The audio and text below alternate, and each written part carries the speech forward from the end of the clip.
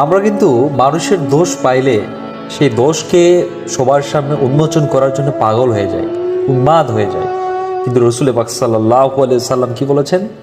যে ব্যক্তি একজন মুসলমানের দোষ গোপন করলো, আল্লাহ দুনিয়াতে ও আখিরাতে তার দোষ গোপন করবেন। সুবহানাল্লাহ। আমরা কিন্তু মানুষের দোষ পাইলে সেই দোষকে সবার সামনে উন্মোচন করার জন্য পাগল হয়ে যায়, উন্মাদ হয়ে যায়। কিন্তু রসুল পাক সাল্লাল্লাহু আলাইহি সাল্লাম কি বলেছেন? যে ব্যক্তি একজন মুসলমানের দোষ গোপন করলো, আল্লাহ দুনিয়াতে ও আখিরাতে তার দোষ গোপন করবেন। সুবহানাল্লাহ। আমরা কিন্তু মানুষের দোষ পাইলে সেই দোষকে সবার সামনে উন্মোচন করার জন্য পাগল হয়ে যায়, উন্মাদ হয়ে যায়। কিন্তু রসুল পাক সাল্লাল্লাহু আলাইহি সাল্লাম কি বলেছেন?